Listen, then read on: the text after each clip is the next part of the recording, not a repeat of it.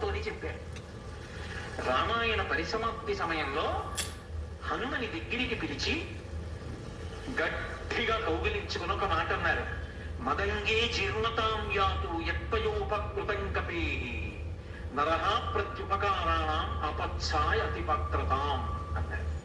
హనుమా, నువ్వు చేసిన ఉపకారము నా శరీరమునందు జీర్ణమైపోవుగాక. ఎందుకని? నువ్వు నాకు చేసిన ఉపకారానికి నీకు ప్రత్యుపకారం చెయ్యడం ఇక సాధ్యం కాదు.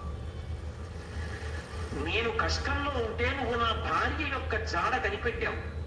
ఇప్పుడు నీకు ప్రత్యుపకారం చేయాలంటే నీకు అటువంటి కష్టం కలగాలి. కోరచ్చా నేను? అందుకని నేను కోరను.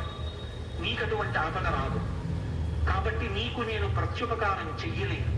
నీవు చేసిన ఉపకారము నా శరీరమునందు జీర్ణమైపోవుగాక అని కౌగిలించుకున్నారు. హనుమ ఒక్కరు తప్ప రామాయణం మొత్తం మీద ఈ స్థితిని పొందిన వారు వేరొకరు లేరు. అందుకే రామచంద్రమూర్తి అవతార పరిసమాప్తి సమయంలో ఆయనతో అందరూ వచ్చేస్తానని వెనక వెళ్ళిపోతున్నప్పుడు హనుమని కూడా అడిగారు. హనుమా, నువ్వు వస్తావా అని అడిగారు. రామచంద్ర ప్రభు, మీరొకటి, మీ కథ ఒకటి, మీ నామం ఒకటి కాదు. ఎక్కడ ఏమి తెలిసినా తెలియకపోయినా రామనామము రామనామము రమ్యమైనది రామనామము అంటే అక్కడ పెడతా. రామ కథ చెప్తే పెడతా, రామాయణం చెప్తే పెడతా.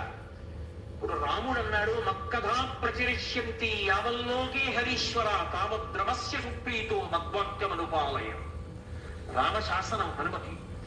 ఎక్కడ రామనామం చెప్పినా, ఎక్కడ రామ కథ చెప్పినా, ఎక్కడ రామాయణం చెప్పినా హనుమాను అక్కడికి వెళ్ళి కూర్చుని వింటూ.